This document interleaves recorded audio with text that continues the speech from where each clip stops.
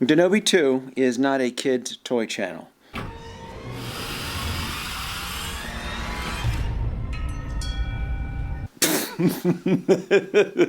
Of course Denobi 2 is a kid's toy channel. My thumbnails are peppered with cartoon characters and action figures. So why would I assume or think that my channel is not a kid's toy channel? Boy, I get kicked out for a couple months and I come back and the sky is falling. Oh my goodness, goodness, goodness. I've never seen Denobi 2, my channel, as a kids-only channel. I've always thought of myself as a YouTube creator, a content creator, a person that enjoys collecting toys, that enjoys reviewing toys. My channel has elements that can attract kid viewership. That was not my intention, but I totally understand it. You toy creators out there have no idea what you're in for. You guys are all going to get a dose of YouTube censorship, something that I'm somewhat experienced with since I've been dealing with it for several years now. Now, for those who follow my channel, I do tend to make provocative, controversial content, the Feisten videos. I've never had an issue with those videos. They've always been age restricted, so it's never been something that I've had to worry about kids under the age of 13 to watch. They're age restricted. You have to log in and provide your age. It's never been an issue. I don't mind making the Feisten videos and having them age restricted, knowing that kids will not be able to watch it. That's not good enough for YouTube, right? Oh, no. This year's been really, really interesting because YouTube wants more. YouTube is... How should I put it? It is a form of censorship that I particularly do not care for, but I have been brought to my knees as a YouTube creator to get access to my channel and all its wonderful features and live stream, monetization, whatever monetization is left for me has been brought to me. So in September, I was contacted by YouTube, and they're pretty much said enough is enough. Denobi 2. Your content is just a little bit too provocative for us, regardless of the age restriction, and you've been stripped, knocked out. You won't have access to super chat, community, monetization, this, that. Limit your videos to under 10 minutes, all that jazz. So I lost the will to continue with YouTube. This happened in September. I've been dealing with YouTube censorship for quite a while. And during my hiatus, during my time off, this whole COPPA FTC thing hits, and every YouTube toy creator out there, oh my goodness, it is a, how should I say it, a punch to the gut, because they've never had to experience this. Most toy content creators, action figures, Star Wars, Marvel Legends, Transformers, even the Lego community, they've never had to experience a form of censorship. And what I mean by censorship is that content creators from this point on, after December the 10th or January 1st or whatever, will have to modify their content. They have to adapt under this new occupation that we'll be coming into from the FTC. Right? If you want your content not to be flagged as kids and continue with the monetization, you're gonna have to bow down to YouTube's censorship. Again, I'm not shocked. I'm not gonna stand here in front of you guys and hold up my hands for $1. Oh, can I please have $1 of Patreon so that I can continue my channel? Absolutely not.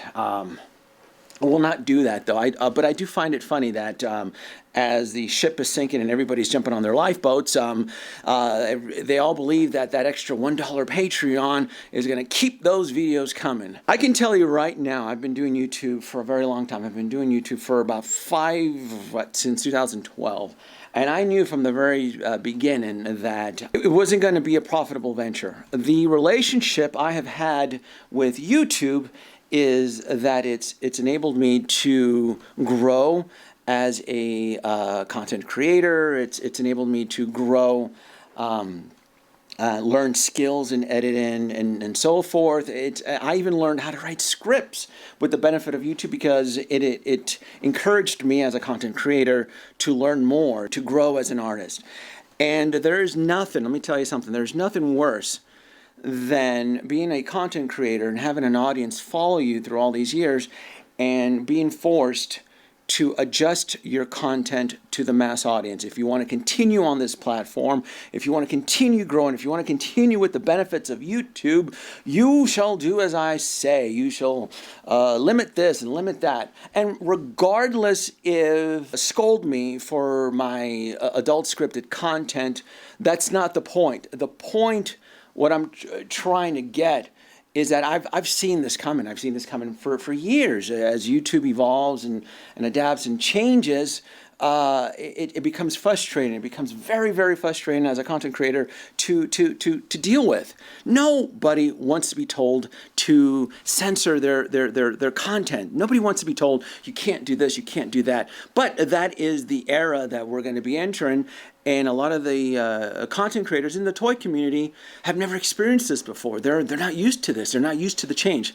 Shit, I've been dealing with this change for years, like I mentioned. I welcome it. I welcome the change. I welcome the occupation of the FTC. I absolutely do, because I believe of the fires out of the ashes, maybe, just maybe, we, the toy content creators, can benefit in the same manner as the game creators, content game creators have with their world of Twitch, right? I don't belong in the world of Twitch. I'm not a gamer. Well, I am, but I don't create gaming content. I enjoy playing with toys. I enjoy reviewing toys. I enjoy custom builds and things in the 1/6 scale, 3 3/4 inch scale, and all that. And there's so many talented toy creators out there. There's so many talented toy creators out there. If the gaming community can get their own Twitch world, why can't we? Why can't the toy creators have our own place so that we can grow and prosper? For me, now that I got my powers back and I'm back in YouTube, I'm gonna keep reviewing toys. I'm gonna keep reviewing until the very end, until YouTube decides that I am no longer, as a content creator, commercially viable for their platform. Because I totally get it, right? I totally get it. This is their park. We, the content creators, are playing by YouTube's rules. If they're not commercially viable, they're not obligated to host my content. I totally get it. I really, really do. It's, as the years go on, I totally see that. I thought it was a 50-50 relationship. I thought it was a symbiotic relationship. I create the content.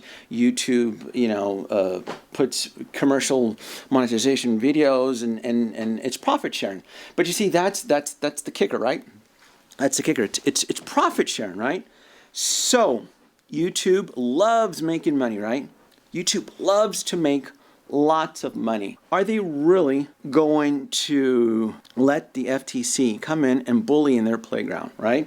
Because it's no secret, personalized, monetized ads make more revenue. Remember, this is profit sharing, right? When you place a personalized ad on a video, that ad is targeted to that specific based on the algorithms, the matrix algorithms, right? And when they get so when a viewer clicks on that personalized ad, right, YouTube then gets to charge the advertiser. Remember, this is profit sharing, right?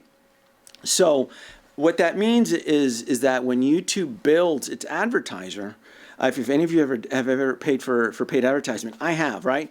And YouTube charges you by clicks, right? Google charges you by clicks, right? If Google, think about this, just think about this. Google is willing, or YouTube is willing, to cut back on their profits. I mean, are they really willing to take a hit on their wallet? Because the personalized ads, yes, us YouTube creators, we do profit from it. We do get a little bit more, an extra 1 cent per click or some bullshit like that. But YouTube makes more. Remember, this is profit sharing. They get a bigger cut of the ad revenue versus us creator. If those ads are not personalized, they don't make as much money. So I suspect, and again, I'm not a lawyer. This is just my theory. This is how I think. I think YouTube is playing the community. I think this is one big poker game and things are going to change. I really, really do think things are going to change. Not only will the content creators theoretically take a hit on monetization, but so will YouTube. Remember, it's profit sharing. That's how it works, right? It's the click engagement of the personalized ads. What will I do going forward? I'm going to keep making content until I get banned or kicked or a warning or something.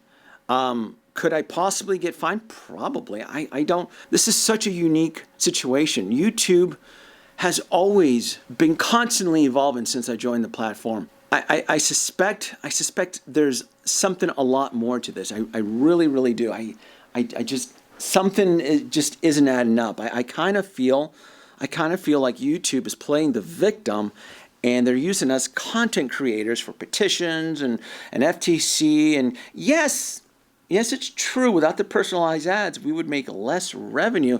But the biggest loser out of all this would be YouTube. Without the personalized ads, they would lose. So I want to see change. I definitely want to see change from YouTube. I would like to have a little bit just more respect from YouTube. You know, if the FTC comes in and starts changing things, I'm not scared of it. I really would love to see a new platform rise out of the ashes that can cater to the toy community, because I 100% believe in free speech, and I really would love to create my content the way I see fit and not be heavily censored. I get it, YouTube. I really do. It is a business. I understand. I thought it was a lot more than that. I thought the relationship I had was more personal, but I get it. In the end, it is business. So it's going to be a wild and wacky ride. I'm sorry if I rambled back and forth, but I finally got access back to my channel, and I just, again, it's like I kind of suspected this coming. I was warned this year and last year, you know, monitor your comments, monitor your content. You can't do this, you can't do that. The only thing I saw from other toy creators was the handout. Oh, give me $1 so I can stay afloat. Please give me $1. Oh, my content is not made for kids. My content is made for adults. Yet their library, their catalog is peppered with action figure characters all over their thing. I didn't see not one toy content creator even mention YouTube Premium. YouTube Premium is something that can benefit everybody versus one person. With YouTube Premium, yes, it is a paid subscription through YouTube, but even age-restricted videos, if a YouTube Premium member watches an age-restricted video or a video that doesn't have certain, is restricted or maybe even kid-friendly, you might still be able to earn that monetization revenue. Instead of earning 1/3 of a penny, you may be able to earn 1 cent to 3 cents per click from a YouTube Premium member. Now, I know that may not be a lot, but my God, it's a hell of a lot better. Again, I sympathize with the toy creators out there, but I cannot give you $5 on Patreon for your opinion on a $20 action figure. Not when we have Disney Plus on, you know, for $6.99 access to the whole Disney archival library. It's just not going to happen. Me personally, I don't see the audience resorting to that. And there are folks out there who do support their content creators and so forth. That's totally great, but I don't see that as a long-term viable solution. Content creators out there who post a video once a month and are generating several hundreds of dollars, I just don't think that's fair for the audience. But regardless, if you want to support your favorite content creator through Patreon, by all means, go ahead. I don't think it's going to stop the floodgates from flooding. I don't think it's going to stop the changes. I don't know. It's going to be such an unusual landscape going forward. Yeah. Huh. Toy review coming in next week.